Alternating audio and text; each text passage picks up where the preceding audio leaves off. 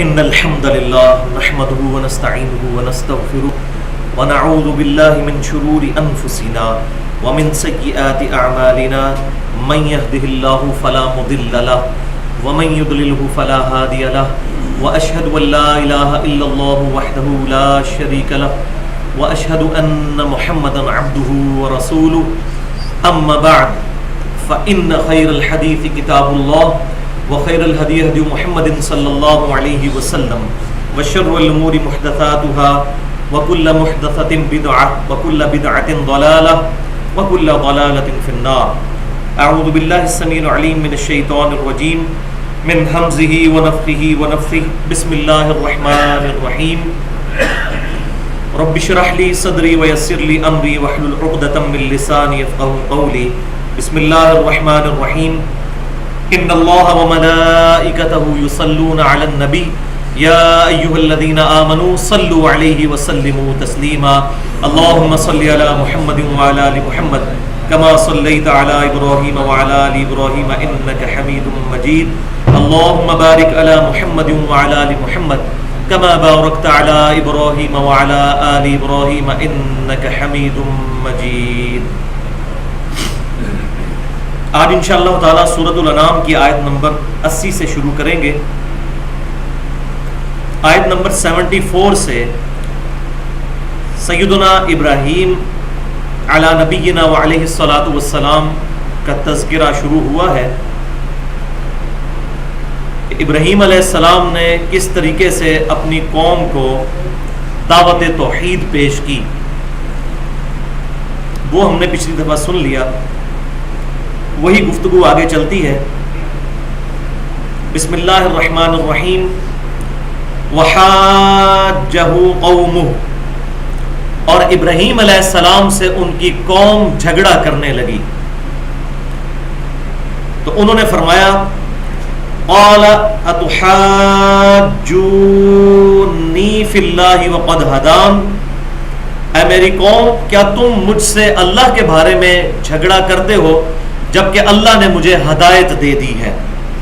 جبلی طور پر ہر پیغمبر ہدایت یافتہ ہوتا ہے اللہ تعالیٰ کی طرف سے، لیکن یہ بات حق ہے کہ پیغمبر میں یہ جو ہدایت ہے یہ ڈورمنٹ پوزیشن میں ہوتی ہے.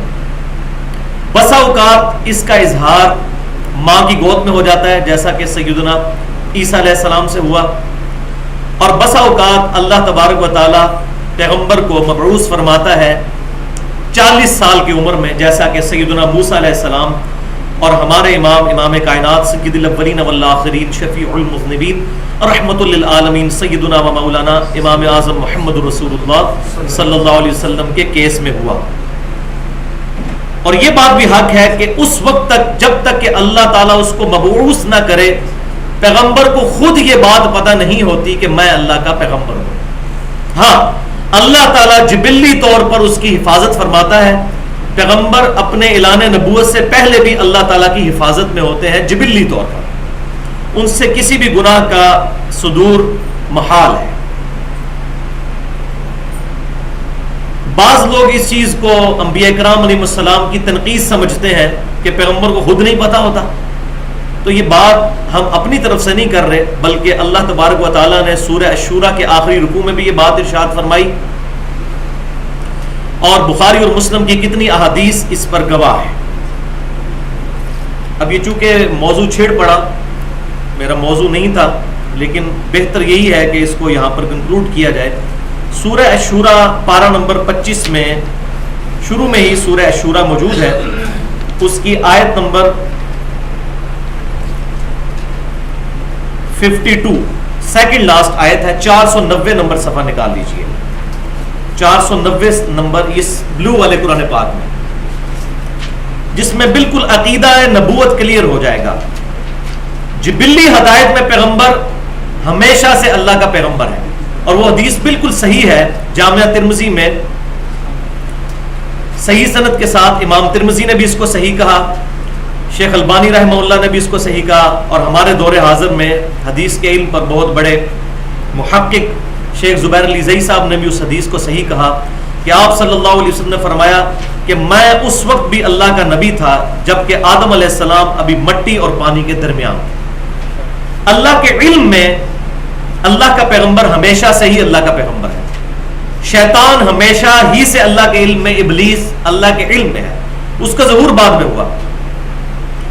تو ہمارے پیغمبر صلی اللہ علیہ وسلم پیغمبر تو اس وقت بھی تھے، لیکن یہ سارے کے سارے معاملہ ڈورمنٹ پوزیشن میں تھا. پوٹینشلی پیغمبر جبلی طور پر پیغمبر ہوتا ہے، لیکن جب اللہ تعالیٰ اس کو مبعوث کرتا ہے اس وقت اس کے علم میں یہ بات آتی ہے، اس وقت تک اس کو خود نہیں پتا ہوتا. یہ آیت اور بخاری اور مسلم کی حدیث بعد میں. آیت نمبر 52 سورہ الشورى. بسم اللہ الرحمن الرحیم. وَكَذَلِكَ أَوْحَيْنَا إِلَيْكَ رُوحًا مِّنْ أَمْرِنَا. اور اے محبوب صلی اللہ علیہ وسلم، ہم نے بالکل اسی طریقے پر جیسا کہ اگلے انبیاء کو وحی کی تھی، آپ کی طرف بھی ہم نے وحی فرمائی. روحًا مِّنْ أَمْرِنَا، اپنے پاس سے. مَا كُنْتَ تَدْرِي مَا الْكِتَابُ وَلَا الْإِيمَانُ.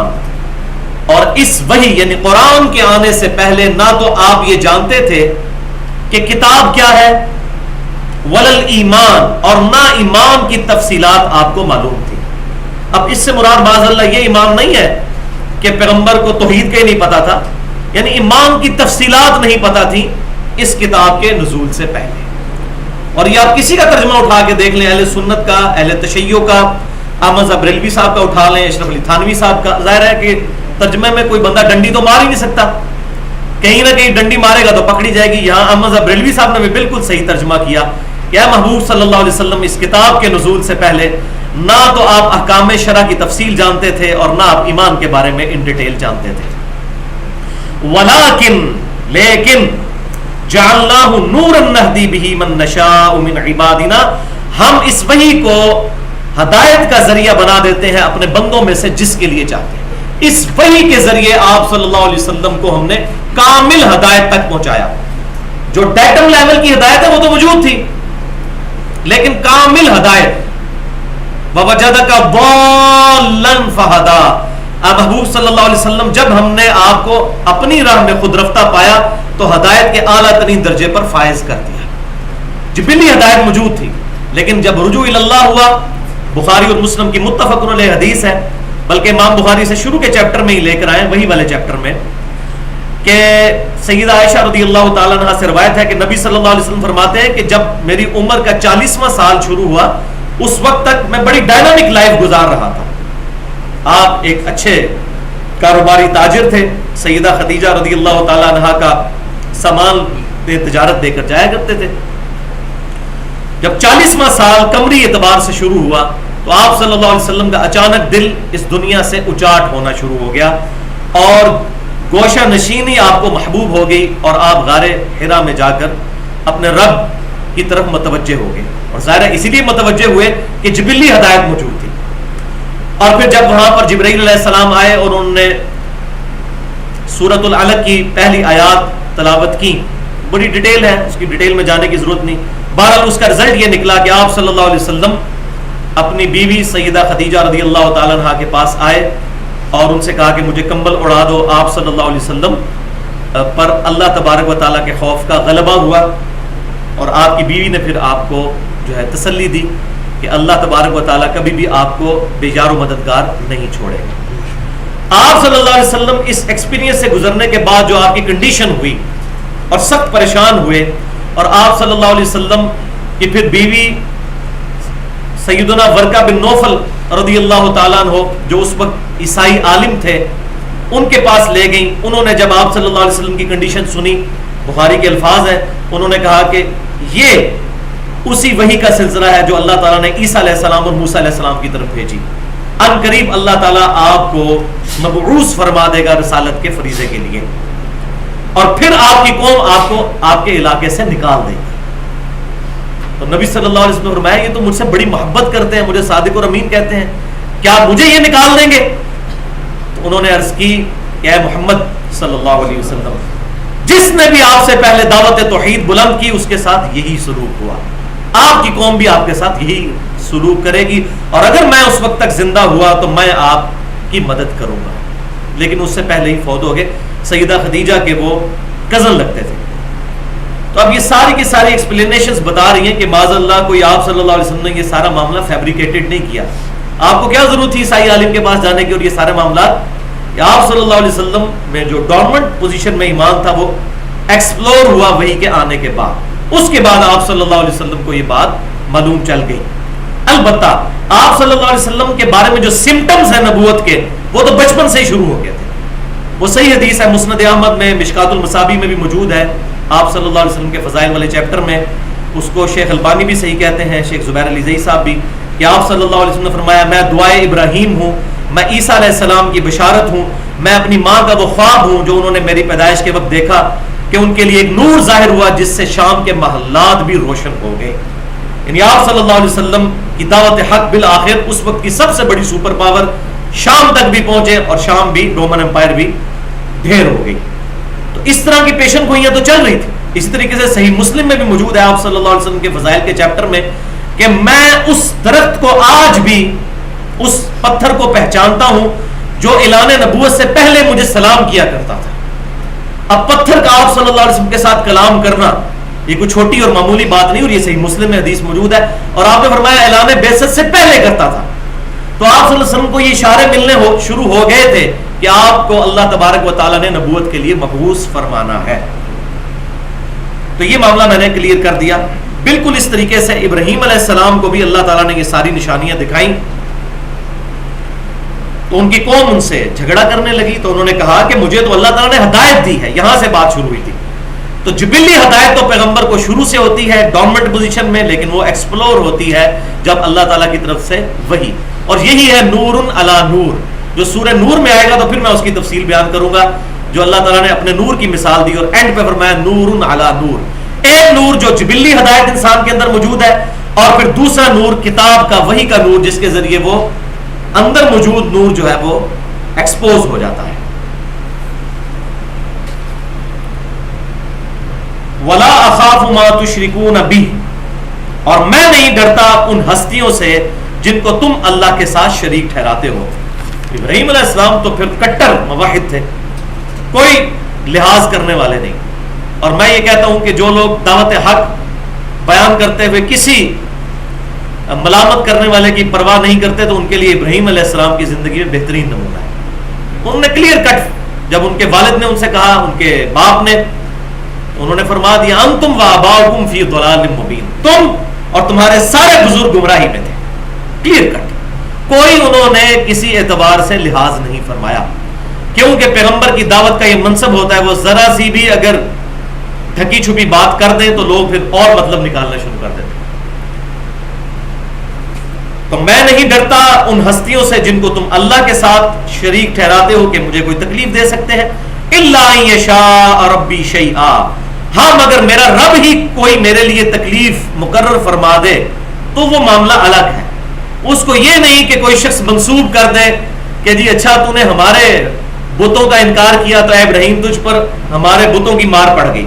جس طرح آج کل بھی ہوتا ہے، کسی اہل توحید کے ساتھ کوئی معاملہ پیش آ جائے تو لوگ کہتے ہیں جی اس کو دیکھا ہے یہ بزرگوں کے خلاف بولتا تھا، اس کے ساتھ یہ معاملہ ہو گیا. تو ان کو اینٹی وینم کے طور پر، علمی طور پر الزامی جواب، لاجیکل آنسر اور پنجابی میں پھکی دیتے ہوئے کہا کرے کہ پھر حضرت سیدنا حسین ابن علی رضی اللہ تعالیٰ عنہ تو بہت بڑے گستاخ ہوں گے معاذ اللہ کہ جن کا پورا خاندان شہید کر دیا گیا کربلا میں. کیا وہ بزرگوں کے گستاخ تھے؟ نہیں. اللہ تعالیٰ کی طرف سے امتحان آیا، اور جتنا بڑا ان پر امتحان آیا ہم پر تو اتنا بڑا امتحان بھی نہیں آیا. تو اللہ تعالیٰ کی طرف سے امتحان آنا یہ اس چیز کی نشانی نہیں ہے کہ کوئی شخص یہ کہہ دے کہ اس کے ساتھ فلاں معاملہ ہوا تھا، اس نے چونکہ اپنے بزرگوں کا راستہ چھوڑ دیا تو اللہ کی مار اس پر پڑ گئی. ورنہ کیا سیدنا امام حسین رضی اللہ تعالیٰ عنہ کے بارے میں کوئی گمان بھی کر سکتا ہے کہ انہوں نے راہ حق چھوڑا تھا؟ اللہ کی طرف سے وَلَنَبْلُوَنَّكُمْ بِشَيْءٍ مِّنَ الْخَوْفِ وَالْجُوعِ وَنَقْصٍ مِّنَ الْأَمْوَالِ وَالْأَنفُسِ وَالثَّمَرَاتِ. یہ تو ضرور اللہ نے ٹیسٹ کرنا ہے، خوف کے ذریعے، بھوک کے ذریعے، جانوں میں اور مال میں نقصان کے ذریعے. اس کے بعد پھر صبر کرنے والوں کے لیے بشارت ہوگی. تو ابراہیم علیہ السلام نے پہلے ہی معاملہ کلیئر کر دیا. یہ نہ ہو کہ میرے اوپر کوئی تکلیف آئے تو یہ کہہ دیے، جیسا کہ کتنا عرصہ بے اولاد رہے، 87 سال کی عمر میں جا کے آپ کا پہلا بیٹا سیدنا اسماعیل علیہ السلام پیدا ہوئے. اس وقت تک لوگ کہتے ہوں گے جی ان کو بتوں کی مار پڑ گئی، ان کی تو اپنی اولاد نہیں ہو رہی، یہ بڑا اللہ اللہ کا نام لیتے ہیں. تو ابراہیم علیہ السلام نے کلیئر کر دیا میں تمہارے ان ہستیوں سے کوئی نہیں ڈرتا جن کو تم میرے رب کے ساتھ شریک ٹھہرائے ہوئے ہو، الا یشاء ربی شیئا، ہاں اگر میرا رب میرے لیے کوئی فیصلہ کر لے تکلیف کا تو وہ تو مجھ پہ آنی ہے. وسع ربی کل شیء علما، اور میرے رب نے اپنے علم کے ذریعے ہر چیز کا احاطہ کیا ہوا ہے. الحمدللہ. افلا تتذکرون، کیا تم اب بھی نصیحت قبول نہیں کرتے؟ یہاں پر ہمارا اہل سنت کے منہج کا وہ عقیدہ بھی کلیئر ہو گیا کہ اللہ تعالیٰ اپنی شان کے لائق اپنے عرش پر مستوی ہے. الرحمن علی العرش استوى. احمد صاحب ریلوی صاحب نے بھی اس کا ترجمہ کیا کہ رحمان اپنے عرش پر مستوی ہے، اور بریکٹ میں لکھا جیسا اس کی شان کے لائق ہے. اور یہی اہل سنت کا عقیدہ ہے. اللہ تعالیٰ اپنے عرش پر ہوتے ہوئے اپنے علم و قدرت، سمع اور بصارت کے اعتبار سے ہماری رگ جان سے بھی قریب، اپنے علم کے ذریعے ہر چیز کا احاطہ کیے ہوئے. اس پہ میں نے بڑی ڈیٹیل سے گفتگو کی ہے. مسئلہ نمبر 41 کے نام سے اہل سنت پاک.com پر 1 گھنٹے کی گفتگو اور اپنی نوعیت کی منفرد ترین مشکل ترین گفتگو، نور من نور اللہ وحدت الوجود اور علم الکلام. اس میں اسماء و صفات کے حوالے سے اللہ تعالیٰ کے بارے میں اہل سنت کا کیا منہج ہے، اور اہل سنت کے مقابلے پر جہمیہ کے کیا عقائد اور نظریات ہیں، ان کا بھی رد کیا ہے قرآن اور سنت کی روشنی میں. وَكَيْفَ أَخَافُ مَا أَشْرَكْتُمْ وَلَا تَخَافُونَ أَنَّكُمْ أَشْرَكْتُمْ بِاللَّهِ، اور اے کافرو، اے اللہ کے منکرو، میں کیوں کر ڈروں ان شریکوں سے جن کو تم نے اللہ کے مقابلے پر شریک ٹھہرا لیا ہے. وَلَا تَخَافُونَ أَنَّكُمْ أَشْرَكْتُمْ بِاللَّهِ، جبکہ تم اللہ سے نہیں ڈرتے کہ تم نے ان ہستیوں کو اللہ کے مقابلے پر کھڑا کر دیا ہے.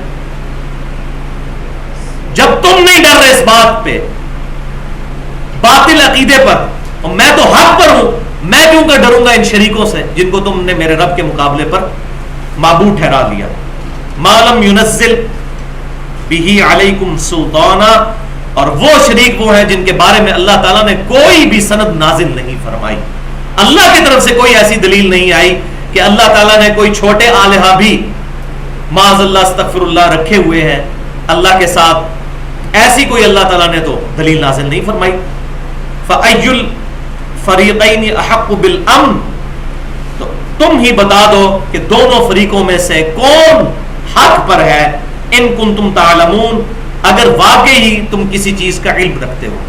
یعنی حق پر وہ ہے کہ جو ایک اللہ کا ہو گیا اور اس کے مقابلے پر کھڑی کی گئی تمام ہستیوں کا انکار کرے، وہ حق پر اور امن والے دن، قیامت والے دن امن میں ہوگا، یا تم لوگ جنہوں نے اللہ کے مقابلے پر اور ہستیوں کو ٹھہرا لیا ہے. اور ساتھ پھر بتا دیا کہ امن میں کون سے لوگ ہوں گے. اب یہ اہم ترین آیت آ رہی ہے 82 نمبر آیت سورہ الانعام کی. الذین آمنوا ولم یلبسوا ایمانہم بظلم اولئک لہم الامن وہم مہتدون. وہ لوگ جو ایمان لائے اور ایمان لانے کے بعد اپنے عقیدے میں شرک کو شامل نہیں کیا، وہی لوگ قیامت والے دن امن میں ہوں گے اور وہی ہدایت یافتہ ہیں. اس آیت کو بنیاد بنا کر میں نے 25 منٹ کی گفتگو کی ہے اہل سنت پاک.com پر مسئلہ نمبر 8 کے نام سے، کیا کلمہ گو مسلمان بھی شرک کر سکتا ہے. اس کی ڈیٹیل میں جانے کے لیے اس آیت کو موضوع بنایا کہ اللہ تعالیٰ فرماتا ہے کہ قیامت والے دن صرف وہی لوگ امن اور ہدایت پر ہوں گے، الذین آمنوا، جو ایمان لے آئے، ولم یلبسوا ایمانہم بالظلم، پھر ایمان لانے کے بعد اس میں ظلم کی آمیزش نہ کی، شرک کی، سب سے بڑا ظلم. اولئک لہم الامن وہم مہتدون، یہی ہوں گے امن پر اور ہدایت یافتہ. یہاں ظلم کا ترجمہ شرک کیوں کیا، وہ آپ صلی اللہ علیہ وسلم نے خود بریف فرمایا. صحیح بخاری اور مسلم کی متفق علیہ حدیث ہے. ابن مسعود رضی اللہ تعالیٰ عنہ کہتے ہیں جب یہ آیت نازل ہوئی کہ جو لوگ ایمان لائے اور ایمان لانے کے بعد انہوں نے ظلم نہیں کیا، صرف وہی قیامت والے دن امن میں ہوں گے اور ہدایت پر ہوں گے، تو تمام صحابہ پریشان ہو گئے کہ کون ہوگا جو ایمان لانے کے بعد گناہ نہ کرے، کیونکہ ظلم کا بنیادی ترجمہ تو گناہ ہے، غلطی ہے. ربنا ظلمنا انفسنا وان لم تغفر لنا وترحمنا لنكونن من الخاسرین، اس میں بھی ظلم کا لفظ. تو صحابہ جب پریشان ہوئے تو نبی صلی اللہ علیہ وسلم سے عرض کی. بخاری اور مسلم کی متفق علیہ حدیث، اور امام بخاری کتاب التفسیر چیپٹر میں اس آیت کی تفسیر میں وہ حدیث لے کر آئے، امام مسلم بھی لے کر آئے. تو آپ صلی اللہ علیہ وسلم نے فرمایا یہاں ظلم سے مراد ان الشرک لظلم عظیم. سورہ لقمان کی آیت نمبر 13 آپ صلی اللہ علیہ وسلم نے تلاوت فرمائی کہ بے شک شرک سب سے بڑا ظلم. ظلم عربی زبان میں کہتے ہیں کسی چیز کو اپنے اصلی مقام سے ہٹا کر دوسری جگہ پر رکھ دینا. اور سب سے بڑا ظلم کیا ہے کہ مخلوق میں سے کسی شخص کو یا کسی ہستی کو یا کسی بت کو یا کسی بھی پرسنالٹی کو اپنے عبودیت کے مقام سے ہٹا کر رب کے مقابلے پر کھڑا کر دیں. اس ہستی کا قصور نہیں ہوگا. عیسیٰ علیہ السلام کے بارے میں اگر کرسچنز نے ڈیوینٹی کلیم کی, عیسیٰ علیہ السلام وجیہن فی الدنیا والآخرہ ہے, البتہ ہم اس عقیدے کو کنڈیم کریں گے. اب یہ نہیں کہ عیسیٰ علیہ السلام کے احترام میں ہم اس عقیدے کو کنڈیم نہ کریں, وہ تو کنڈیم کریں گے, اور یہ عیسیٰ علیہ السلام کی تعلیمات ہیں. تو آپ صلی اللہ علیہ وسلم نے خود ہی بریف فرما دیا کہ اس سے مراد ہے شرک. اس کا مطلب یہ ہوا کہ کوئی شخص ایسا بھی ہو سکتا ہے جو ایمان لانے کے بعد یلبسو ایمانہم بظلم, اپنے ایمان کے اندر ظلم کو بھی شامل کر دے. یعنی یہ بھی ہو سکتا ہے کہ کوئی شخص کلمہ بھی پڑھتا ہو, اہل قبلہ بھی ہو, لیکن ساتھ شرک بھی کر بیٹھے. یہ آیت اس کا پروف ہے, اور اسی بنیاد پر میں نے وہ بڑی ڈیٹیل کے ساتھ گفتگو کی ہے. اس میں احادیث کے حوالے بھی دیے ہیں. آج موقع اور محل نہیں کہ میں اس کی ڈیٹیل میں جاؤں. اس میں نے کافی ساری مثالیں پیش کی, جن میں سے ایک ٹاپ آف دا لسٹ جو چیز ہے میں یہی بیان کر دیتا ہوں. صحیح مسلم میں حدیث ہے, امام کائنات صلی اللہ علیہ وسلم نے فرمایا جس شخص کے جنازے میں 40 ایسے مسلمان شریک ہو جائیں جو اللہ کے ساتھ شرک نہ کرتے ہوں, اللہ تعالیٰ ان کی وجہ سے اس کی مغفرت کر دے گا. اس کا کیا مطلب ہوا کہ جنازہ پڑھنے والا بھی شرک کر سکتا ہے. یہ جو کہہ رہے ہیں شرک ختم ہو چکا, شرک ختم ہو چکا, وہ شرک ایک گروہ سے ختم ہوا ہے. اس میں نے ڈیٹیل کے ساتھ بتایا. بخاری اور مسلم کی وہ حدیث کہ مجھے تم سے شرک کا خدشہ نہیں, ہاں مگر تم دنیا کے مال میں پھنس جاؤ گے, اس کی ڈیٹیل. یہ صحابہ کو آپ نے ارشاد فرمایا, اور قیامت تک ایک گروہ صحابہ کے پیٹرن پر شرک سے محفوظ رہے گا, باقی 72 تو دوزخ میں جائیں گے. بخاری اور مسلم کی متفق علیہ حدیث ہے, میری امت کا ایک گروہ قیامت تک حق پر قائم رہے گا. تو پوری امت کے لیے بشارت نہیں ہے, البتہ ایک گروہ کے لیے بشارت ہے, اور یہ بہت بڑی بشارت ہے, کیونکہ بنی اسرائیل میں تو سب کے سب ہی مشرک ہو گئے تھے. اس امت کی یہ خوبی ہے کہ اس امت کا ایک گروہ شرک سے ہمیشہ محفوظ رہے گا انشاءاللہ. تو اس میں نے ڈیٹیل کے ساتھ بیان کیا ہے.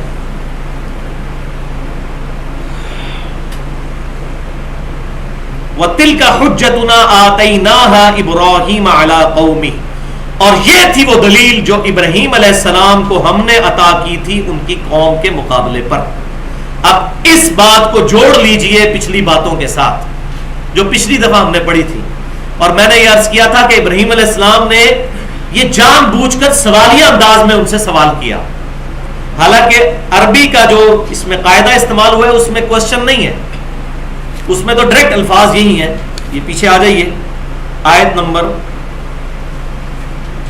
76 پہ کہ ابراہیم علیہ السلام نے فلما جن علیہ اللیل رآ کوکبا, جب ابراہیم علیہ السلام پر رات چھا گئی تو انہوں نے ستارے کی طرف دیکھا تو کہا قال ھذا ربی, انہوں نے کہا یہ میرا رب ہے. اب یہاں سوالیہ انداز میں نے کہا تھا محذوف ہے, وہ اس آیت کی وجہ سے جس پر اب ہم پہنچے ہیں کہ اللہ تعالیٰ نے فرمایا ہم نے ابراہیم کو یہ طریقہ سکھایا تھا بات کرنے کا. تو یہاں کیا مطلب, انہوں نے لوگوں کو اصل میں کہا ھذا ربی, اس کو میرا رب بتاتے ہو. فلما افل قال لا احب الافلین, جب وہ ستارہ ڈوب گیا, صبح ہوئی ستارہ غائب, تو انہوں نے کہا ڈوب جانے والے کو تو میں پسند نہیں کرتا. پھر جب چاند نکلا تو کہا یہ تو خوب روشن ہے, یہ ہے میرا رب کیا. اب یہ کیا بریکٹ میں قرآن میں موجود نہیں ہے, وہ اس لیے کہ اس کو اگلی آیت کے ساتھ جوڑنا ہے کہ ابراہیم علیہ السلام کے بارے میں اللہ تعالیٰ نے فرمایا وَتِلْكَ حُجَّتُنَا آتَيْنَاهَا إِبْرَاهِيمَ عَلَىٰ قَوْمِ, یہ ایک طریقہ تھا جو ابراہیم علیہ السلام کو اللہ تعالیٰ نے اپنی قوم پر حجت اور دلیل کے لیے سکھایا تھا. کہ انہوں نے چاند کی طرف دیکھا, اچھا کہا یہ اس کو بتاتے ہو میرا رب. جب چاند بھی ختم ہو گیا, صبح ہوئی, تو کہا یہ ڈوبنے والا تو میرا رب نہیں ہو سکتا. دن کے وقت سورج نکلا تو کہا اچھا یہ تو بہت بڑا ہے, اس کو رب مان لوں کیا. اور جب سورج بھی غائب ہو گیا شام کے وقت, تو کہا کہ یہ غائب ہونے والا تو میرا رب نہیں ہو سکتا. تو یہ ان کو اللہ تعالیٰ نے انداز سکھایا تھا دعوت و تبلیغ کا. نرفع درجات من نشاء, ہم بلند کر دیتے ہیں درجے جس کے چاہتے ہیں. اسی قوم میں سے ابراہیم علیہ السلام کو اللہ تعالیٰ نے چن کر سب پر فوقیت دے دی. ان ربک حکیم علیم, بے شک تمہارا رب حکمت والا ہے اور سب کچھ جاننے والا ہے. یعنی یہ حکمت کا طریقہ ہے جو سکھایا ہے. اور کیا طریقہ وہ آگے سورۃ الانبیاء میں بھی آئے گا. وہ ایک بت خانے میں داخل ہو گئے اور سارے کے سارے بت توڑ دیے جب ان کی قوم میلے پر گئی ہوئی تھی, اور سب سے بڑے بت کے اوپر انہوں نے کلہاڑا رکھ دیا, اور پھر ان کے ساتھ توریتاً گفتگو کرتے ہوئے کہا کہ اسی سے پوچھ لو بڑے سے جس کے کندھے کے اوپر کلہاڑا ہے, اس نے کیا ہوگا. تو یہ بھی ایک طریقہ تھا ان کو سکھانے کا. اب جناب یہ 5 آیات اگلی قرآن پاک میں اہم ترین آیات ہیں, اور قرآن پاک میں سب سے بڑا گلدستہ انبیاء کرام علیہ السلام کے ناموں کا ہے. پورے قرآن میں کہیں پر بھی یکمشت اتنے انبیاء کرام کو بائی نیم مینشن نہیں کیا گیا جتنا یہاں پر ان 5 آیات میں سورۃ الانعام کی آیت نمبر 84 سے 88 تک کیا گیا. 18 انبیاء کرام علیہ السلام کا نام لے کر اللہ تبارک و تعالیٰ نے ان کا ذکر کیا.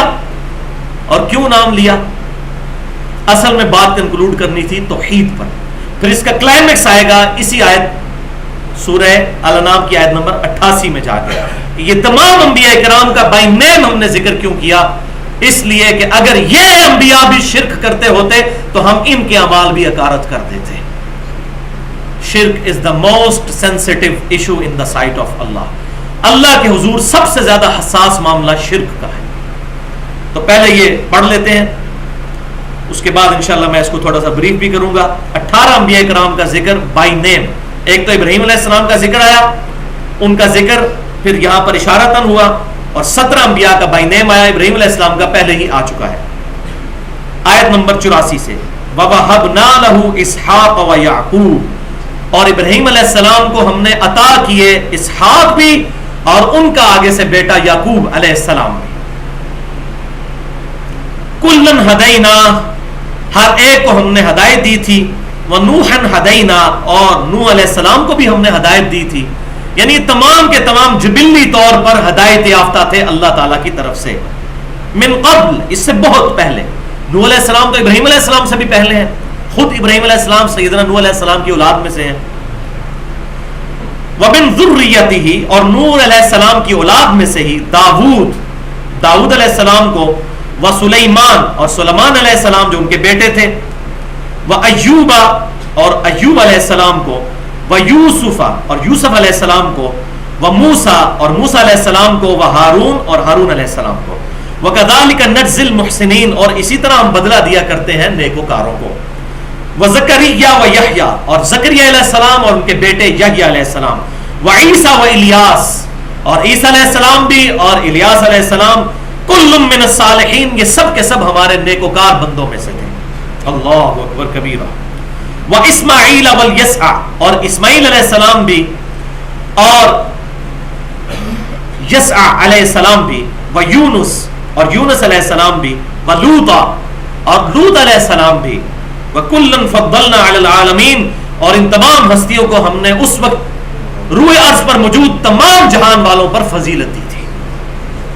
ومن آبائہم وذریتہم واخوانہم, اور ہم نے ان کے باپ دادوں میں سے بھی کچھ کو, اور ان کی اولاد میں سے بھی, ان کے بھائیوں میں سے بھی لوگوں کو ہم نے چنا تھا نبوت کے لیے. وجتبیناہم, اور ہم نے ان کو چن لیا تھا.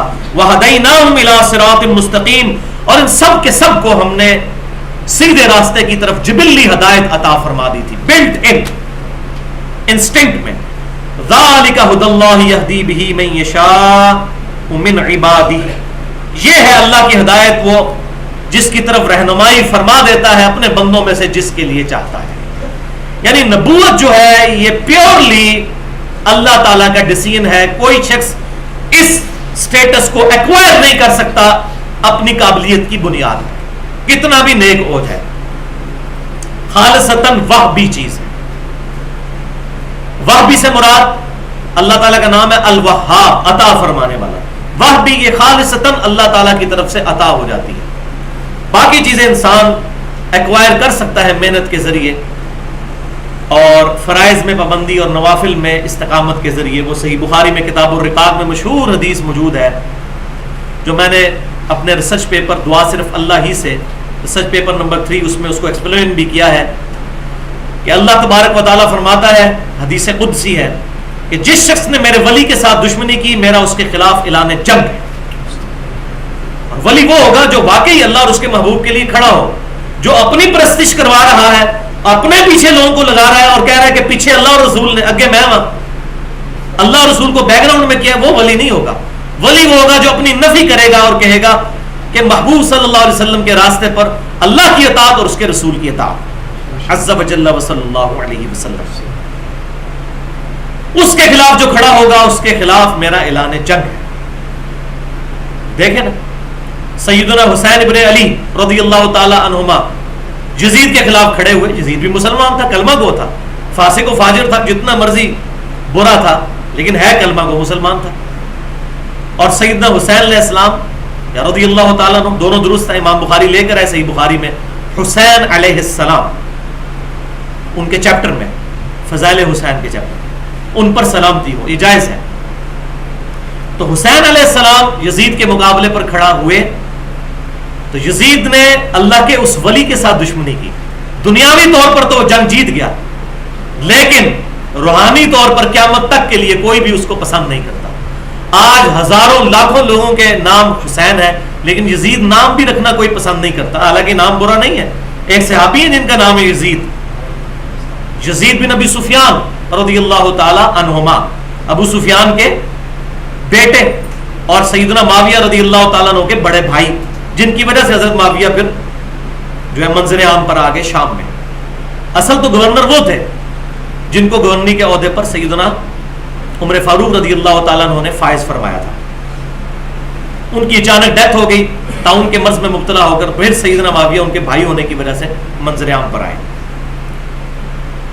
تو جس نے میرے ولی کے ساتھ دشمنی کی اس کے خلاف میرا اعلان جنگ ہے, اور میرا بندہ میرا قرب کسی بھی چیز سے حاصل نہیں کر سکتا جتنا کہ فرائض میں پابندی کے ذریعے حاصل کرتا, اور پھر نوافل کے ذریعے وہ میرا اتنا قرب حاصل کر لیتا ہے کہ میں اس کے ہاتھ بن جاتا ہوں جس سے وہ پکڑتا ہے, میں اس کے پاؤں بن جاتا ہوں جس سے وہ چلتا ہے, میں اس کی آنکھیں بن جاتا ہوں جس سے وہ دیکھتا ہے, میں اس کے ہاتھ بن جاتا ہوں جس سے وہ پکڑتا ہے, اور میں اس کے کان بن جاتا ہوں جس سے وہ سنتا ہے.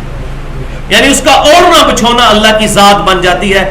اللہ تعالیٰ یہ تمام اعضاء گناہوں سے محفوظ کر دیتا ہے اس کے لیے, معصوم نہیں, محفوظ کسی درجے میں.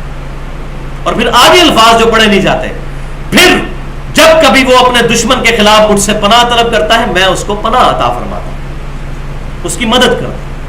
یہ نہیں کہ وہ خود اللہ کا ہاتھ بن جاتا ہے, معاذ اللہ. یہ حلولیہ کا عقیدہ, یہ کفریہ عقیدہ ہے, یہ اہل سنت میں سے کسی کا نہیں رہا, نہ اہل تصوف کا رہا ہے, سوائے چند ایک لوگوں کے. تو اس آیت کی تشریح وہی ہے, قل ان صلاتی و نسکی و محیای و مماتی للہ رب العالمین. اس حدیث کی تشریح وہی آیت ہے. محبوب صلی اللہ علیہ وسلم فرما دیجئے بے شک میری نماز, میری قربانی, میرا جینا, میرا مرنا سب کچھ اللہ کے لیے. تو اس کی آنکھیں, کان, پاؤں, ہاتھ, ہر چیز اللہ کی یاد میں وقف ہو جاتے ہیں, اللہ ہی کی اطاعت میں اٹھتے ہیں. یہ مطلب ہے اس کا. اللہ اکبر. تو یہ ہمارے بندوں میں سے جس کے لیے ہم چاہتے ہیں ہدایت اس کو عطا فرما دیتے ہیں. اور وہ اب کنکلوژن آ رہی ہے, وَلَوْ أَشْرَكُوا, اور بالفرض اگر یہ 18 پیغمبر بھی شرک کرتے, لَحَبِطَ عَنْهُمْ مَا كَانُوا يَعْمَلُونَ, ہم ان کے تمام اعمال اکارت کر دیتے جو وہ دنیا میں کیا کرتے تھے. وَلِعَوْذُ بِاللَّهِ تَعَالَى. یہ بفرض محال ہے امت کو سمجھانے کے لیے کہ اگر پیغمبر بھی اللہ کے ساتھ کسی کو شریک ٹھہراتے, جو امپاسبل ہے, لیکن سمجھانے کے لیے, جیسا کہ سورہ زخرف میں آتا ہے, قل ان کان للرحمن ولد فانا اول العابدین. اے محبوب صلی اللہ علیہ وسلم فرما دیجئے بالفرض اگر اللہ کا کوئی بیٹا ہوتا سب سے پہلے میں اس کو پوچھتا. اب سمجھانے کے لیے مشرکین کو نبی صلی اللہ علیہ وسلم کی زبان مبارک سے یہ بات کہلوائی گئی کہ آپ فرما دیجئے اگر اللہ کا کوئی بیٹا ہوتا تو میں اس کو سب سے پہلے پوچھتا. فانا اول المسلمین. تو اس کا کیا مطلب, کیا معاذ اللہ اللہ کا کوئی بیٹا تھا؟ نہیں. لم یلد ولم یولد. بالکل اس طریق پر اللہ تعالیٰ نے یہ فرضی کیس بیان کیا. اگر بالفرض یہ لوگ بھی شرک کرتے ہوتے, انبیاء کرام علیہ السلام بھی, تو ہم ان کے اعمال بھی اکارت کر دیتے جو وہ کیا کرتے تھے. اس سے آپ اندازہ لگائیں, شرک is the most sensitive issue in the sight of اللہ. اللہ کی نظر میں سب سے زیادہ حساس معاملہ شرک کا ہے. اور اسی کا کلائمیکس سورہ الزمر کی آیت نمبر 65 میں ہمارے پروفٹ سے اللہ تعالیٰ نے خطاب کرتے ہوئے ارشاد فرمایا صلی اللہ علیہ وسلم وَلَقَدْ أُوحِيَ إِلَيْكَ وَإِلَى الَّذِينَ مِنْ قَبْلِكَ لَئِنْ أَشْرَكْتَ لَيَحْبَطَنَّ عَمَلُكَ وَلَتَكُونَنَّ مِنَ الْخَاسِرِينَ۔ اے محبوب صلی اللہ علیہ وسلم، بے شک ہم نے آپ کی طرف بھی اور آپ سے پہلے تمام انبیاء کی طرف ایک کانٹے کی بات وہی کی تھی کہ اگر تم نے بھی شرک کیا تو تمہارے اعمال بھی اکارت کر دیے جائیں گے، وَلَتَكُونَنَّ مِنَ الْخَاسِرِينَ، اور تم بھی خسارہ پانے والوں میں سے ہو جاؤ گے۔ اللہ اکبر کبیرہ والحمد للہ کثیرہ وسبحان اللہ بکرۃ واصیلہ۔ توحید کی تلوار بھائیوں بڑی ننگی ہے، کوئی لحاظ نہیں، کوئی پروٹوکول نہیں۔ اسی لیے 2 دفعہ کیٹاگوریکل مینشن ہوا سورہ النساء آیت نمبر 48 اور آیت نمبر 116 میں، ان اللہ لا یغفر ان یشرک بہ ویغفر ما دون ذلک لمن یشاء۔ بے شک اللہ تعالیٰ اس گناہ کو کبھی معاف نہیں کرے گا کہ اللہ کے ساتھ کسی نے کسی قسم کا کوئی شرک کیا ہوا، اس کے علاوہ جتنے گناہ ہیں جس کے لیے چاہے گا معاف فرما دے گا۔ اور صحیح مسلم میں حدیث ہے، آپ صلی اللہ علیہ وسلم فرماتے ہیں کہ اللہ تعالیٰ فرماتا ہے کتاب الذکر چیپٹر میں، ہمارے اس ریسرچ پیپر دعا صرف اللہ ہی سے، اس میں بھی موجود ہے کہ قیامت والے دن اگر میرا بندہ زمین و آسمان گناہوں کے بھر کر لے آئے اور اگر اس نے ایک گناہ نہ کیا ہوا کہ اس نے میرے ساتھ کسی قسم کا شرک نہ کیا ہوا، تو جس قدر گناہوں کے ساتھ وہ مجھ سے ملاقات کرے گا میں اس قدر مغفرت کے ساتھ اس کے ساتھ ملاقات کروں گا۔ سبحان اللہ۔ لیکن یہ کوئی چھوٹی بشارت نہیں ہے۔ ہم سمجھتے ہیں شاید ہم تو بہت شرک کی تقریباً تمام اقسام سے محفوظ ہو چکے ہیں، ایسا نہیں، کچھ شرک خفی بھی موجود ہوتے ہیں۔ مسند احمد میں صحیح سند کے ساتھ حدیث ہے، آپ صلی اللہ علیہ وسلم نے فرمایا جس نے دکھلاوے کے لیے صدقہ کیا اس نے شرک کیا، جس نے دکھلاوے کے لیے روزہ رکھا اس نے شرک کیا، جس نے دکھلاوے کے لیے نماز پڑھی اس نے شرک کیا۔ یہ شرک خفی ہے، یہ شرک اکبر نہیں ہے جو معاف نہیں ہونا، شرک خفی ہے، یہ معاف ہو جائے گا، لیکن شرک کی ایک قسم ہے۔ مکمل طور پر شرک سے محفوظ صرف انبیاء کرام علیہ السلام۔ اسی لیے ابراہیم علیہ السلام کا جب بھی ذکر آیا ان کو سب سے بڑا جو ٹائٹل دیا گیا، کہا گیا وما کان من المشرکین، ابراہیم علیہ السلام مشرک نہیں تھے۔ یہ سب سے بڑی ڈگری قیامت والے دن اگر کسی کو مل سکتی ہے وہ یہ ہے کہ ہر نوع کے شرک سے محفوظ ہو جانا۔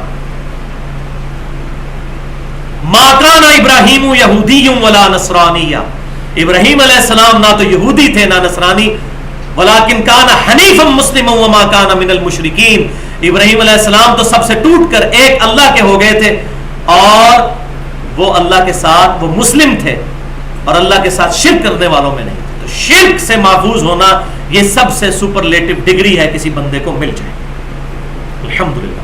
اور اسی پر میری ایکسکلوسیو گفتگو ہے اہل سنت پاک.com پر 1 گھنٹہ اور 38 منٹ کی، مسئلہ نمبر 3 کے نام سے دعا صرف اللہ ہی سے، اور پھر اسی کی ایکسٹینشن کے طور پر 1.5 گھنٹے کی گفتگو ہے مسئلہ نمبر 43 کے نام سے وسیلہ اور توسل کے صحیح احکام و مسائل۔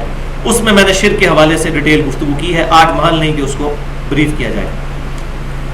اولئک الذین آتیناہم الکتاب والحکم والنبوۃ، یہی وہ لوگ تھے جن کو ہم نے عطا کی تھی کتاب اور حکمت اور نبوت، یعنی انبیاء کرام علیہ السلام۔ فَإِن يَكْفُرْ بِهَا هَؤُلَاءِ فَقَدْ وَكَّلْنَا بِهَا قَوْمًا لَيْسُوا بِهَا بِكَافِرِينَ، اور اے کفار مکہ اگر تم ہمارے محبوب صلی اللہ علیہ وسلم کی اس دعوت ہدایت کا انکار کر دو گے تو انکار کرو، تمہیں اللہ نے اختیار دیا ہوا ہے، لیکن یہ بات یاد رکھو بے شک اللہ تعالیٰ نے وَكَّلْنَا بِهَا قَوْمًا لَيْسُوا بِهَا بِكَافِرِينَ، ایسی قوم بھی اس کتاب پر ایمان لانے والی مقرر کر دی ہے صحابہ کرام علیہم رضوان کی صورت میں، جو کبھی بھی اپنے رب کے ساتھ کفر نہیں کریں گے۔ کامل الایمان صحابہ اور ان کے پیٹرن پر قیامت تک ایک گروہ حق پر قائم رہے گا انشاءاللہ۔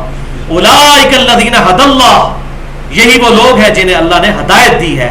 فبہداہ مقتدی، تو انہی کے طریقے کی پیروی کرو، یعنی انبیاء کرام علیہ السلام اور ان کے پیٹرن پر چلنے والی صحابہ کرام علیہ رضوان کے طریقے کی پیروی کرو۔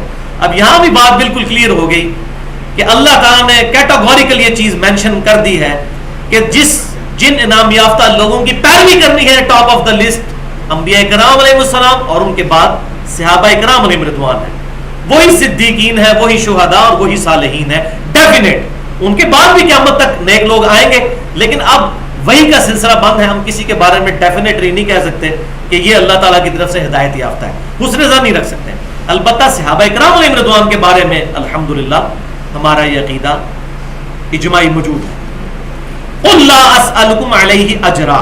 ہاں جی, یہ آگے کڑوی بات جو میں اکثر رونا روتا ہوں. اے محبوب صلی اللہ علیہ وسلم فرما دیجئے میں اس دعوت و تبلیغ کے عوض تم سے کوئی اجر نہیں مانگتا, کوئی معاوضہ نہیں لیتا یہ دعوت و تبلیغ کا کام کرنے کے عوض. ان ہوا الا ذکری للعالمین, یہ قرآن تو نہیں ہے مگر نصیحت سارے جہان والوں کے لیے. یہ نصیحت کی کتاب ہے, جس کی مرضی قبول کرے, جو نہیں کرنا چاہتا خود دوزخ کا راستہ اختیار کرنا چاہتا ہے تو کرتا رہے. یعنی اس کے ذریعے میں نے کوئی کمائی کا ذریعہ اس کو نہیں بنایا دین کو. اور دیکھیں الحمدللہ قربان جائے, آپ صلی اللہ علیہ وسلم نے بخاری اور مسلم کی کتنی احادیث اس پر گواہ ہیں کہ محمد اور آل محمد پر صدقہ بھی حرام کر دیا صلی اللہ علیہ وآلہ وسلم. صحیح بخاری میں ملتا ہے سیدنا حسن چھوٹے سے بچے حضور کی گود میں اور صدقے کا تھوڑا سا نوالا منہ میں رکھا تو آپ نے انگلی ڈال کر ان کو کہہ کروا دی کہ محمد اور آل محمد پر صدقہ حرام ہے. کیوں؟ قیامت تک کوئی یہ گلہ نہیں کر سکتا کہ ہاں جی ان کے کوئی بڑے بزرگ آئے تھے جنہوں نے پیغمبری کا دعویٰ کیا تھا, معاذ اللہ یہ کافروں کی طرف سے میں بات کوٹ کر رہا ہوں, اور اپنی اولاد کو پال کر چلے گئے. کیوں کہ ورنہ آپ دیکھیں اگر سید کو زکوٰۃ دینا جائز ہوتا تو پوری امت پریفر کرتی کہ آل رسول کو, آل محمد کو زکوٰۃ دے. ان کے ساتھ جو ہمارا محبت کا رشتہ ہے اور ان کی محبت ہمارے ایمان کا حصہ ہے, صحابہ کی محبت, اہل بیت کی محبت. لیکن آپ صلی اللہ علیہ وسلم نے اس کو سیل کر دیا کہ محمد اور آل محمد کے لیے صدقہ حرام ہے. تو فرما دیجئے میں اس دعوت و تبلیغ کے کام پر تم سے کوئی اجر نہیں مانگتا. اور میں پہلے بھی عرض کرتا ہوں کہ انبیاء کرام علیہ السلام جب بھی دعوت پیش کرتے ہیں وہ یہی بات کرتے ہیں. سورہ شورا آئے گی الشعراء, اس میں ہر نبی یہی بات کرے گا, میں اس دعوت کے عوض تم سے کچھ مال ڈیمانڈ نہیں کرتا, تمہاری آخرت کی فکر میں, میرا اجر میرے رب کے حضور پکا. اور اسی پر میں نے وہ ڈیٹیل گفتگو کی ہے, بڑی ننگی گفتگو, مسئلہ نمبر 51 کے نام سے اہل سنت پاک .com پر 1.5 گھنٹے کی گفتگو ہے. رزق حرام, فتنہ مال, دنیا پرستی کا انجام اور اس کا علاج. اللہ. اب بھائیو اگلی آیات کا پس منظر یہ ہے کہ میں نے پہلے بھی بتایا کہ سورۃ الانعام بالکل مکی دور کے اینڈ پر نازل ہوئی, ہجرت مدینہ سے جسٹ پہلے. تو 13 سالہ مکی دور کی دعوت و تبلیغ کا اثر یہ ہوا کہ مدینہ شریف تک بھی آپ صلی اللہ علیہ وسلم کی دعوت پہنچ چکی تھی. کچھ صحابہ مدینہ شریف سے آ کر مسلمان بھی ہو چکے تھے اور وہاں پر دعوت و تبلیغ کا کام کر رہے تھے. انہی کی دعوت سے کافی لوگوں نے اسلام بھی قبول کیا, جن میں top of the list personality سعد ابن عبادہ رضی اللہ تعالی عنہ, جو خزرج کے سردار تھے. 155 صحابہ صفا کا کھانا بھی ان کے گھر سے جایا کرتا تھا, انہوں نے اسلام قبول کیا. اسی طریقے سے سعد ابن معاذ جو اوس کے سردار تھے, جو غزوہ خندق کے موقع پر شہید ہوئے, اور بخاری کے الفاظ ہیں آپ صلی اللہ علیہ وسلم نے فرمایا کہ سعد کی شہادت کی وجہ سے آج اللہ کا عرش بھی ہل گیا. 45 سال کی عمر میں ان کو تیر لگا گھٹنے پر, اتنا بڑا زخم نہیں تھا, لیکن انہوں نے دعا کی کہ اللہ اگر مشرکین مکہ اب ہمارے نبی کے ساتھ جنگ نہیں کریں گے اور ہمارے نبی پر ہی غلبہ ہمارے پیغمبر کا ہی ہوگا, تو اے اللہ اسی زخم کو میرے لیے کھول دے اور شہادت کا سبب بنا دے. ان کا زخم جاری ہوا, ان کو شہادت ملی. اور وہی ہوا غزوہ خندق کے بعد مشرکین مکہ نے پھر جرأت نہیں کی, بلکہ آپ صلی اللہ علیہ وسلم نے ان پر جو ہے چڑھائی کی. اس سے اگلے سال 6 ہجری کے اندر صلح حدیبیہ ہوئی, جس کی وجہ سے انہوں نے ایز اے پاور تسلیم کر لیا. 7 ہجری میں آ کر غزوہ خندق, غزوہ خیبر ہوئی اور یہودی بھی ڈھیر ہوئے, اور پھر 8 ہجری میں فتح مکہ, اور 9 ہجری میں غزوہ تبوک کے بعد ٹوٹل ریولوشن عرب کے اندر آ گئی. سعد بن معاذ رضی اللہ تعالیٰ عنہ اور سعد بن عبادہ اوس اور خزرج کے جو سردار تھے, ان لوگوں نے الحمدللہ دعوت حق قبول کی اور وہاں انہوں نے راہ ہموار کی. پھر انہوں نے دعوت دی آپ صلی اللہ علیہ وسلم کو کہ اب مدینہ شریف میں 300-350 بندے موجود ہیں جو آپ کے لیے جان لوٹانے کے لیے تیار ہیں, آپ یہاں پر آلٹرنیٹ بیس کے طور پر مکہ شریف سے ہجرت کر کے مدینہ شریف آ جائیں. تو بالکل آخری دور میں یہ نازل ہوئی, تو وہاں پر خبریں بھی پہنچ چکی تھیں, اور کفار مکہ کے قافلے جب وہاں سے گزرتے تھے تو وہ یہودیوں سے بھی ملتے تھے, کیونکہ کفار مکہ کو یہ بات پتہ تھی کہ یہودی بھی پیغمبر کو ماننے والے ہیں موسیٰ علیہ السلام کو، تو ان سے کچھ نہ کچھ سوال پوچھتے رہتے تھے، پھر آ کر مسلمانوں کے ساتھ چیما گوئیاں کرتے تھے. تو اللہ تبارک و تعالیٰ نے پھر مکی صورت کے اندر ہی اس کا ذکر فرما دیا. حالانکہ ابھی تک یہود و نصارہ کے ساتھ ڈائریکٹ انٹریکشن پروفٹ کا نہیں ہوا تھا صلی اللہ علیہ وسلم، وہ تو مدینہ شریف جا کر ہوا. لیکن چونکہ خبریں پہنچ چکی تھیں اور وہاں سے مشرکین مکہ کو وہ پٹیاں پڑھاتے تھے مختلف، یہ اپنے نبی سے یہ سوال پوچھو تو یہ سوال پوچھو، تو اللہ تبارک و تعالیٰ نے اب ان کو علمی طور پر جواب دیا ہے. وما قدر اللہ حق قدری، اور انہوں نے اللہ کی وہ قدر نہ پہچانی جو کہ پہچاننی چاہیے تھی. کنہوں نے؟ مشرکین مکہ نے بھی اور یہود و نصارہ نے بھی. اذ قالوا، جبکہ یہ لوگ کہنے لگے، ما انزل اللہ علی بشر من شیء، کہ اللہ تعالیٰ نے کسی آدمی پر کوئی چیز نازل نہیں فرمائی. یعنی نبی صلی اللہ علیہ وسلم نے اعلان نبوت کیا تو انہوں نے کہا اللہ تعالیٰ نے تو کسی پر کوئی بات ایسی نازل نہیں کی. اللہ کو وہ مانتے تھے لیکن ساتھ آلہہ شریک ٹھہراتے تھے. اللہ کا کانسیپٹ موجود تھا کیونکہ ابراہیم علیہ السلام کی اولاد تھے، دین ابراہیمی پر نہیں تھے، لیکن اولاد ہونے کی وجہ سے ان میں توحید کا کانسیپٹ موجود تھا. تو کہنے لگے اللہ تعالیٰ نے کسی انسان کے اوپر کوئی چیز نازل نہیں کی. یہودیوں کا بھی ایک کلام تھا، مشرکین مکہ کا. تو اللہ تعالیٰ فرماتا ہے قل من انزل الکتاب الذی جاء بہ موسیٰ، اے محبوب صلی اللہ علیہ وسلم ان سے پوچھئے کہ وہ کتاب جو موسیٰ علیہ السلام کے اوپر نازل ہوئی تھی وہ کس نے اتاری تھی. یہ یہودیوں کے چمچے بن کے آئے ہوئے، تو یہودیوں تک بھی یہ بات پہنچے کہ موسیٰ علیہ السلام بھی تو انسان تھے، ان پر بھی اگر کتاب نازل ہوئی تو ان پر کیوں نہیں نازل ہو سکتی. نورا وہدی للناس، جو کتاب سراسر نور تھی، ہدایت تھی لوگوں کے لیے. تجعلونہ قراطیس تبدونها وتخفون کثیرا، جس کو تم نے الگ الگ کر ڈالا اور اس کا کچھ حصہ چھپا لیتے ہو اور کچھ ظاہر کرتے ہو. یعنی علماء یہود کی طرف اشارہ ہے کہ اللہ نے کتاب تورات کی شکل میں دی لیکن انہوں نے اس کو ٹیمپر کر دیا، بدل دیا، کچھ حصہ اس کا چھپا لیا، کچھ ظاہر کر دیتے ہیں. ظاہر وہ کرتے ہیں جو اپنی مرضی کا ہے، اور جو آپ صلی اللہ علیہ وسلم کی پیشن گوئیاں جو آج تک تورات میں موجود ہیں. ابھی یہ جو انارکلی سے جو لاہور سے چھپتی ہے انجیل مقدس کے نام سے، جس میں اولڈ ٹیسٹمنٹ بھی موجود ہے، نیو ٹیسٹمنٹ بھی موجود ہے، اور موسیٰ علیہ السلام کے صحائف بھی موجود ہیں، زبور بھی موجود ہے، تورات، انجیل، یہ ساری کتابوں کا وہ مجموعہ ہے انجیل مقدس کے نام سے. اس میں آپ دیکھ لیں، اس میں بھی جو تورات والا حصہ ہے شروع میں، اس کا باب نمبر 18 ڈیوٹرانومی چیپٹر، کتاب الاستثناء اس کو کہتے ہیں، اس کی آیت نمبر 18 اور 19 میں ہے کہ اے موسیٰ علیہ السلام، میں تیرے ان امتیوں کے بھائیوں میں سے، یعنی بنی اسرائیل کے بھائیوں، بنی اسماعیل میں سے تیری مانند ایک رسول اٹھاؤں گا اور اس کے منہ میں اپنا کلام ڈالوں گا. وہ اپنی خواہش نفس سے کچھ نہیں کہیں گے، وہ وہی کہیں گے جو میں ان کو وہی کروں گا، اور جو ان پر ایمان نہیں لائے گا پھر میں ان سے بدلہ لوں گا. اور اس میں میں نے ڈیٹیل سے سورۃ البقرہ کے شروع میں ہی تعارف کروایا تھا کہ یہ پروفیسی 100% ہمارے پیغمبر صلی اللہ علیہ وسلم پر فٹ ان بیٹھتی ہے الحمدللہ. تو اس کتاب کو بھی انہوں نے الگ کر دیا، آپ صلی اللہ علیہ وسلم کی بشارتیں چھپا لی. وَعُلِّمْتُمْ مَا لَمْ تَعْلَمُوا أَنْتُمْ وَلَا آبَاؤُكُمْ، اور اللہ تعالیٰ نے اس کتاب کے ذریعے تمہیں سکھایا جو کچھ تم نہیں جانتے تھے اور نہ تمہارے آباء و اجداد جانتے تھے. علم کا خزانہ وہ کتاب. قل اللہ، پھر خود ہی فرما دیجئے کہ وہ اللہ ہی ہے جس نے نازل کی تھی. سوال بھی پوچھا کہ پوچھئے ان سے کس نے کتاب نازل کی تھی، تو آپ ارشاد فرما دیجئے وہ اللہ نے کی تھی. ثم ذرہم فی خوضہم یلعبون، اور پھر ان کو چھوڑ دیجئے کہ یہ اپنی بےہودہ باتوں کے اندر غور و تفکر کرتے رہیں. میں نے پچھلی دفعہ بھی بتایا تھا غور و خوض یہ اردو میں بھی استعمال ہوتا ہے. غور ہوتا ہے، تفکر ہوتا ہے، آپ کسی چیز سے پازیٹیو رزلٹ نکالنے کے لیے اس پر سوچیں.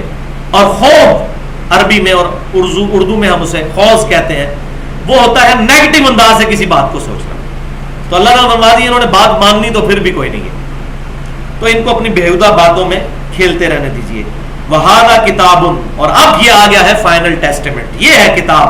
أَنزَلْنَاهُ مُبَارَكٌ مُصَدِّقُ الَّذِي بَيْنَ يَدَيْهِ، اور یہ کتاب ہے جو کہ مبارک کتاب ہے، جو تصدیق کرنے والی ہے اس کی جو اس سے پہلے گزری ہیں کتابیں. یعنی یہ کتاب یہ نہیں کہتی کہ مجھ سے پہلے جتنی کتابیں ہیں وہ باطل ہیں معاذ اللہ، نہیں.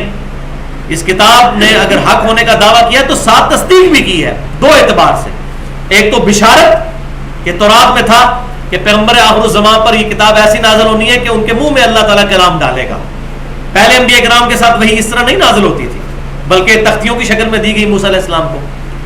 تو اس اعتبار سے تورات کی تصدیق اس نے کی کہ تورات کی پروفیسی یہاں پر پوری ہوئی، جو پریڈکشن اس میں تھی وہ اس کتاب نے پوری کی خود آ کر.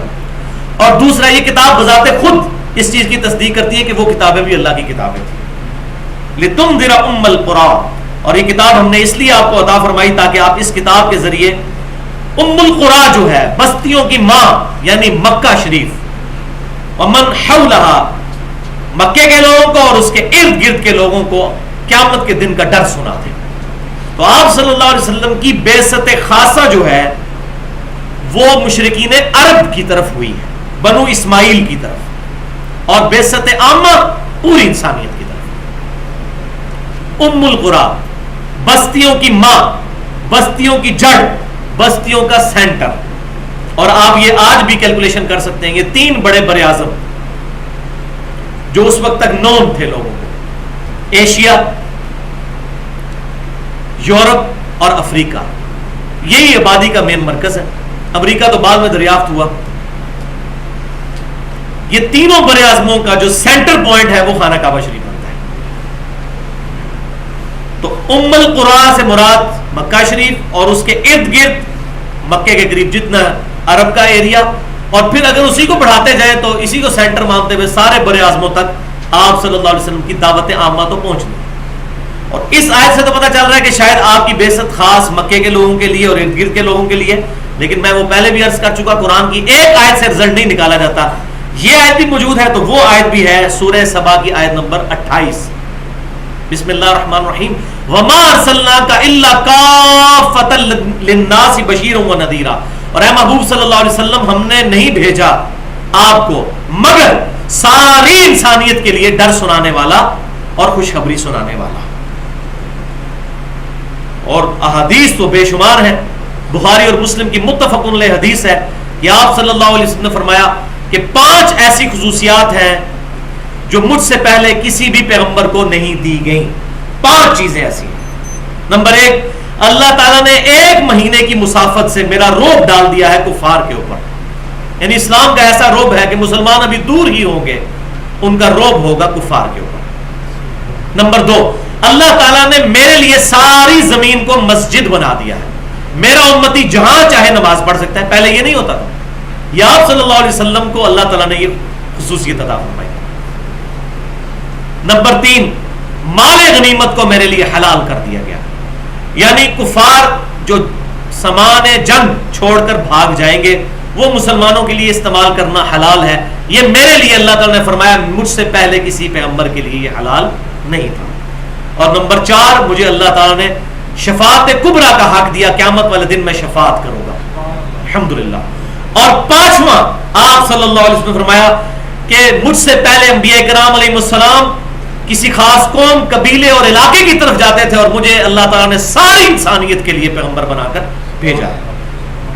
اور صحیح مسلم میں ایک طرق ایسا ہے جس میں 6ٹھی خصوصیت بھی آپ نے فرمائی کہ جو مجھے اللہ نے دی ہے وہ یہ ہے کہ مجھ پر اللہ تعالیٰ نے سلسلہ نبوت بھی مکمل فرما دیا ہے الحمدللہ. تو یہ 6 خوبیاں ہیں جو بخاری اور مسلم کی حدیث کے تحت آپ صلی اللہ علیہ وسلم کو عطا فرمائی گئی. اسی طرح کی تمام احادیث میں نے ڈیٹیل کے ساتھ مسئلہ نمبر 40 کے نام سے اہل سنت پاک.com پر 35 منٹ کی گفتگو ہے جس میں نے مسئلہ ختم نبوت اور یہ قادیانی جو ہیں، یہ جو خاتم اور خاتم کا فرق کر کے سادہ لوگ مسلمانوں کو دھوکہ دیتے ہیں، اس کی ڈیٹیلز میں نے اس کے اندر بیان کی ہیں اور اس میں تمام احادیث الحمدللہ اس حوالے سے بیان کی ہیں. وہ مسئلہ نمبر 40 ہے اور 40 کی نسبت بھی وہی کہ سورۃ الاحزاب کی آیت نمبر 40 ہے. ما کان محمد ابا احد من رجالکم ولکن رسول اللہ وخاتم النبیین. محمد صلی اللہ علیہ وسلم تو مردوں میں سے کسی کے باپ نہیں بلکہ وہ تو اللہ کے رسول اور سلسلہ نبوت کو مکمل فرمانے والے ہیں. خاتم بھی ہیں، نبوت کی مہر بھی ہے اور نبوت ڈاکومنٹ کے اینڈ پر لگتی ہے اور نبوت کی سیل بھی ہے، خاتم بھی ہے. سیل جیسے یہ ڈاک کے لفافے کے اوپر ایک سیل لگائی جاتی ہے جس کا مطلب ہے اب اس لفافے میں کوئی چیز ایڈ نہیں ہو سکتی. خاتم بھی ہے اور خاتم بھی. آپ ڈر سنا دیں اس کتاب کے ذریعے ام القریٰ مکہ شریف اور اس کے ارد گرد کی بستیوں کو. والذین یؤمنون بالآخرہ، اور جو ایمان لائے ہیں آخرت پر. یؤمنون بہ، وہ ایمان رکھتے ہیں اس کتاب کے اوپر، یعنی آخرت پر جس کا صحیح ایمان ہے، جس نے روٹی روزی کا ذریعہ دین بیچ کر نہیں رکھا ہوا. یہ علماء یہود کی طرف اشارہ ہے. اگر واقعی وہ آخرت سے ڈرتے ہوتے تو کبھی بھی آپ صلی اللہ علیہ وسلم کی پیشن گوئیاں تورات میں نہ چھپاتے. عوام کو تو پتہ ہی کوئی نہیں تھی. تو جو آخرت پر صحیح ایمان رکھنے والے ہیں، یؤمنون بہ، وہ ایمان لاتے ہیں اس کتاب پر، وہم علی صلاتہم یحافظون، اور وہ اپنی نمازوں پر بھی حفاظت کرنے والے ہیں. تو ایسے لوگ بھی موجود تھے. یہودیوں میں سے تھے عبداللہ بن سلام رضی اللہ تعالیٰ عنہ، جنہوں نے دعوت حق قبول کر لی تھی، لیکن بہت کم لوگ تھے. وَمَنْ أَظْلَمُ مِمَّنِ افْتَرَى عَلَى اللَّهِ كَذِبًا، اور اس سے بڑھ کر ظالم کون ہوگا جو اللہ پر جھوٹ باندھنا شروع کر دے. او قال اوحی الی ولم یوحى الیہ شیء، اور اللہ تعالیٰ پر اس طرح کا بھی جھوٹ باندھے، اس بڑے لیول کا کہ وہ کہے کہ میری طرف اللہ کی طرف سے وحی ہوئی ہے، حالانکہ اس کی طرف اللہ کی طرف سے وحی نہ ہوئی ہو. اس سے بڑا ظالم کون ہو سکتا ہے؟ تو اس کا مصداق دور حاضر میں آپ سمجھ لیں کچھ عرصہ پہلے غلام احمد قادیانی ہے، اور اس سے پہلے بھی بخاری اور مسلم کی متفق علیہ حدیث ہے. قیامت اس وقت تک قائم نہیں ہوگی جب تک 30 جھوٹے دجال نہ پیدا ہو جائیں. ان میں سے ہر ایک دعویٰ کرے گا کہ میں اللہ کا پیغمبر ہوں. اور ابو داؤد اور ترمذی میں آگے الفاظ ہیں، آپ صلی اللہ علیہ وسلم نے فرمایا کہ نبوت مجھ پر مکمل ہو چکی ہے. انا خاتم النبیین لا نبی بعدی، میں خاتم النبیین ہوں، میرے بعد کوئی پیغمبر نہیں ہے. تو اس سے بڑا ظالم کون ہے جو اللہ پر جھوٹ باندھے؟ اور اس حد تک، یعنی اللہ تعالیٰ یہ فرما رہا ہے معاذ اللہ، ہمارے پیغمبر صلی اللہ علیہ وسلم تو اگر معاذ اللہ اللہ کی طرف کوئی ایسی بات منسوب کر رہے ہیں تو یہ بہت بڑے ظالم ٹھہریں گے کہ یہ کہتے ہیں میری طرف وہی آتی ہے، اور تم خود بھی یہ بات مانتے ہو ان کو کبھی جھوٹ بولتے ہوئے تم نے نہیں دیکھا. ان کا پورا کریکٹر ہے. اور سورہ یونس میں بھی چل کر آئے گا آگے، اللہ تعالیٰ فرماتا ہے محبوب ان سے فرماؤ اتنا عرصہ میں تم میں رہا ہوں. آپ صلی اللہ علیہ وسلم کی اعلان نبوت سے پہلے کی زندگی بھی اس بات پر گواہ ہے کہ آپ صلی اللہ علیہ وسلم کا پورا کریکٹر، ایک پورے کا پورا آپ صلی اللہ علیہ وسلم کی پرسنالٹی اس بات پر گواہ ہے کہ آپ نے کبھی بھی جھوٹ نہیں بولا تھا. تو اب کیسے ہو سکتا ہے کہ آپ صلی اللہ علیہ وسلم اپنی سراغ کو خراب کریں؟ وَمَنْ قَالَ سَأُنزِلُ مِثْلَ مَا أَنزَلَ اللَّهُ، اور اس سے بڑا ظالم کون ہے جو یہ کہنا شروع کر دے کہ میں بھی اس طرح کی چیز بنا دوں گا جس طرح کی اللہ تعالیٰ نے نازل کی ہے. وَلِعَوْذُ بِاللَّهِ تعالیٰ. اس زمانے میں ایسے لوگ بھی چند ناہنجار تھے جو کہتے تھے یہ تو قصے کہانی ہے، اور جا کر دوسرے علاقوں سے قصے کہانیاں لا کے سنایا بھی کرتے تھے قرآن پاک کے مقابلے پر. معاذ اللہ. تو اللہ تعالیٰ کا اب اس پر جلال ذرا سنیے. وَلَوْ تَرَىٰ إِذِ الظَّالِمُونَ فِي غَمَرَاتِ الْمَوْتِ، کاش تم دیکھ لو ان ظالموں کو جب ان پر موت کی غشی چھا رہی ہوگی. وَالْمَلَائِكَةُ بَاسِطُو أَيْدِيهِمْ، اور فرشتے بڑھا رہے ہوں گے ان کی طرف ہاتھ اور کہیں گے اخرجوا انفسکم، اپنی جانیں نکالو اور ہمارے حوالے کرو. اللہ اکبر. اليوم تجزون عذاب الہون، آج تمہیں عذاب دیا جائے گا ذلت کا، بما کنتم تقولون علی اللہ غیر الحق، اس چیز کے بدلے میں کہ تم اللہ کے بارے میں نہ حق باتیں کیا کرتے تھے. وکنتم عن آیاتہ تستکبرون، اور تم ہماری آیات سے تکبر کیا کرتے تھے. والعیاذ باللہ تعالی. استغفر اللہ واتوب الیہ. یعنی موت کا وقت جب ان کا آئے گا، ان پر موت کی غشی چھا رہی ہوگی، اس وقت فرشتے کہیں گے نکالو اپنی جان اور اب آؤ عذاب کی طرف، اس کے بدلے میں کہ تم اللہ کی آیات کے ساتھ تکبر کیا کرتے تھے. تو تکبر کی ڈیفینیشن بھی سن لیجئے، یہیں پر ہمارا درس اب مکمل ہوگا. صحیح مسلم میں حدیث ہے، آپ صلی اللہ علیہ وسلم نے فرمایا تکبر یہ نہیں ہے کہ تم اچھا لباس پہنو اور اچھے دکھو، یہ تکبر نہیں ہے. اگر کوئی شخص ویل ڈریسڈ ہے تو یہ تکبر نہیں ہے. آپ صلی اللہ علیہ وسلم بھی اپنے لباس کا احترام فرمایا کرتے تھے. صحیح مسلم کے الفاظ ہیں تکبر یہ نہیں کہ تم اچھا لباس پہنو یا اچھے دکھو، بلکہ تکبر یہ ہے کہ تم حق بات سے عناد کرو اور دوسروں کو حقیر جانو. حق بات کو قبول نہ کرنا یہ سب سے بڑا متکبر. اسی لیے دوستیوں کا جب ذکر آتا ہے تو کہا جاتا ہے یہ متکبر ہے. کیوں؟ ایک بندے کو بتایا جا رہا ہے قرآن پاک میں یہ لکھا ہوا ہے، وہ کہتا ہے جی میں نہیں مانتا، تو وہ تکبر کر رہا ہے. اس کو بتایا جا رہا ہے بخاری اور مسلم میں نبی صلی اللہ علیہ وسلم کی نماز کا طریقہ یہ لکھا ہوا ہے، وہ کہتا ہے نہیں جی ہمارے بزرگ پاگل تھے. اب وہ سنت کے مقابلے پر اپنے بزرگوں کو پرائرٹی دے کر تکبر کر رہے ہیں ان بزرگوں کی بنیاد کے اوپر. ان کو پتہ نہیں، پتہ بھی تھا کہ نہیں. تو تکبر یہ نہیں کہ تم اچھا لباس پہنو یا اچھے دکھو، تکبر یہ ہے کہ تم حق بات سے عناد کرو اور دوسرے مسلمانوں کو حقیر سمجھو. ہاں کسی نے اگر اچھا کپڑا پہنا اور اچھی جوتی اور ساتھ یہ نیت کی کہ یہ جو ساتھ والا ہے یہ حقیر ہے، پھر یہ دوزخ کا لباس ہو جائے گا. اور اگر ایسی نیت نہیں ہے، اور ظاہر ہے ہم کسی کو کہہ نہیں سکتے کہ بھائی آپ کی ایسی نیت ہے، نیت تو اللہ کے سپرد ہے، ہم کسی کے اوپر فتویٰ تو نہیں لگا سکتے. تو یہ اسلام کا فلسفہ.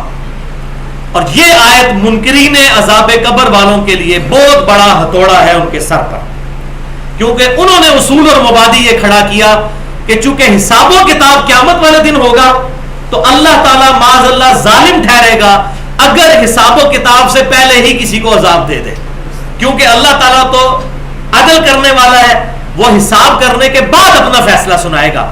یہ انہوں نے اصول کھڑا کیا. تو اب اگر ان کا اصول ٹوٹ گیا تو ان کی ساری بات ڈھیر ہو جائے گی. ہمارے پاس تو بخاری اور مسلم میں درجنوں حدیثیں عذاب قبر پر، بلکہ اہل سنت اور اہل تشیع کا اجماع ہے عذاب قبر کے اوپر. اب یہ ایسا موضوع نہیں، ورنہ تو میں اس کے اوپر بھی 1.5 گھنٹہ بول سکتا ہوں، کبھی موقع ملا. یہ عام مسلمانوں کا پرابلم نہیں ہے، اور نہ عام مسلمان ایسے لوگوں کو کوئی گھاس ڈالتے ہیں کہ جو اس قسم کے عقیدے مسلمانوں میں پھیلا رہے ہیں کہ عذاب قبر ہوتا ہی کوئی نہیں ہے. لیکن یہ اصول المبادی یہاں پر ان کا گر گیا. کیوں؟ اللہ تعالیٰ فرما رہا ہے کہ جب کاش تمہیں وہ وقت دکھا دیا جائے کہ جب ان لوگوں کی موت کا وقت قریب آئے گا تو فرشتے ان کو کہیں گے نکالو جانیں اپنی اور آؤ عذاب کی طرف. تو یعنی نزع کے عالم کے فوراً بعد ہی ان پر عذاب کی ان کو بشارت سنائی جا رہی ہے. تو وہ کون سا عذاب ہو رہا ہے؟ تو یہ بات سمجھ لیجئے، عذاب کی 4 شکلیں ہیں. اللہ تعالیٰ کے عذاب کی 4 شکلیں ہیں. ایک عذاب وہ ہے جو دنیا کی زندگی میں اللہ کی طرف سے آ جائے گا.